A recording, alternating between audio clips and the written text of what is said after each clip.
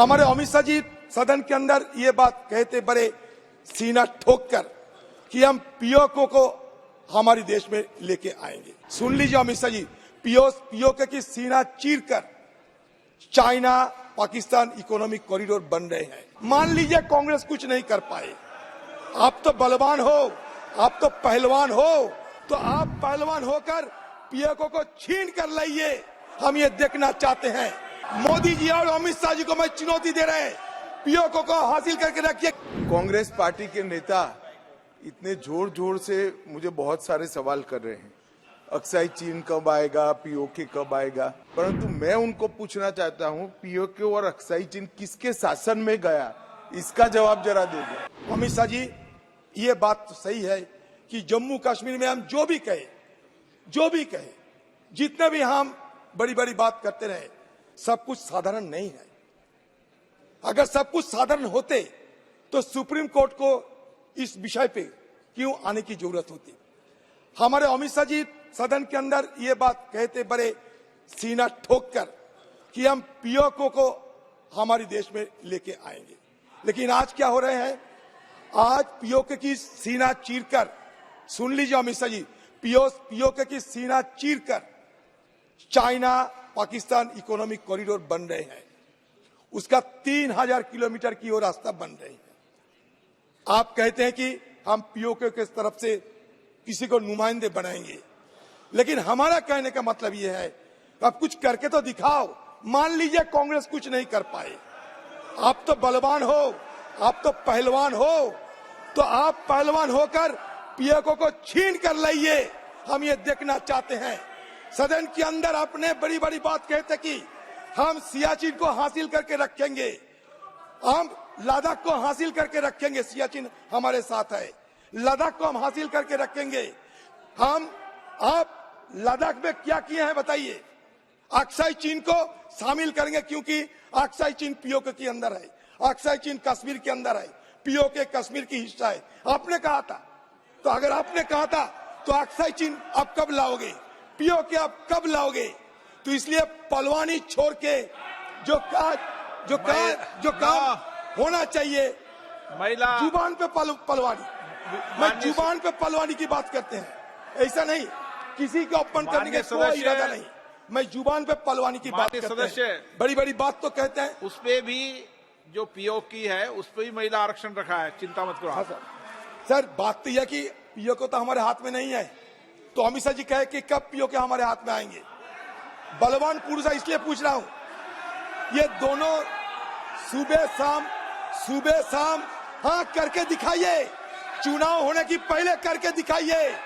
मोदी जी और अमित शाह जी को मैं चुनौती दे रहे हैं, पीओके को हासिल करके रखिए, क्योंकि हमारे इस सदन में 1993 में ऑल पार्टी रेजोल्यूशन हुई थी कि पीओके हमारे हाथ में लगना चाहिए।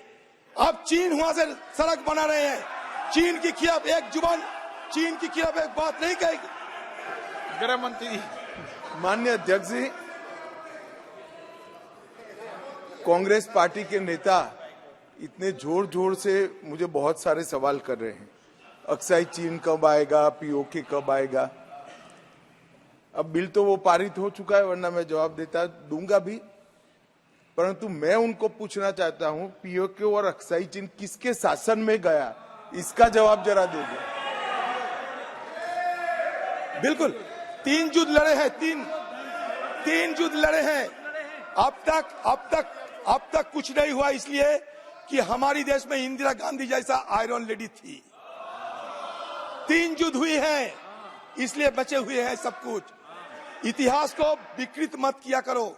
आप हमारी देश की गृह मंत्री है, सुबह शाम नेहरू जी के खिलाफ इस तरीके की अनवेरिफाइड बात मत करो, इस तरीके की इल्जाम लगाने की बात मत किया करो।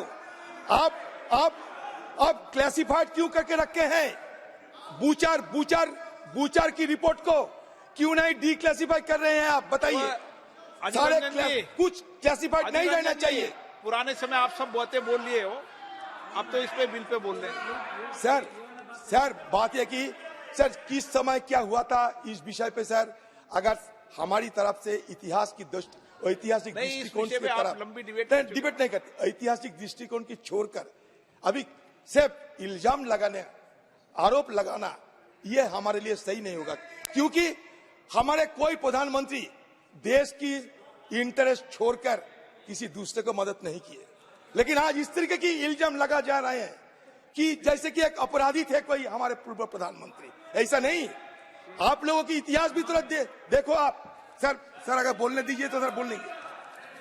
सर सर मैं बोलने दोगे ठीक रहेगा। सर मैं आप लोगों की इतिहास थोड़ा बताना चाहते हैं। अमित शाह जी श्यामा प्रसाद मुखर्जी की बात कह रहे थे उस दिन। आपको याद है 1941 में श्यामा प्रसाद मुखर्जी और फजलुल हक, एक हिंदू महासभा की और एक मुस्लिम लीग, दोनों मिलकर बंगाल में सरकार बनाई थी। आपको याद है? तो इसके पीछे कारण क्या थी? और वो श्यामा प्रसाद मुखर्जी फजलुल हक से सत्ता बनाए थे 1941 में। ए ईयर बिफोर दैट, एक साल पहले, जो फजलुल हक वो पुराना बिफोर इज फॉलोअप क्यों पढ़ते हो with the Muslim league had moved. Sir नहीं, ये कागज पढ़ चुके हैं पुराने रिकॉर्ड में।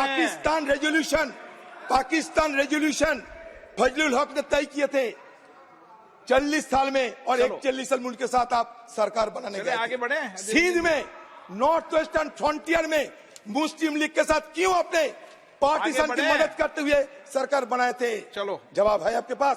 तो इसलिए मैं ये कहना चाहते हैं, इधर उधर की बात ना करके सीधे देश की हित की बात कीजिए।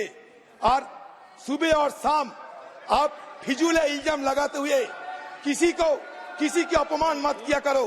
अगर अपमान करना चाहते हैं तो खुले सदन में सुबह से शाम तक चर्चा करने की जरूरत है।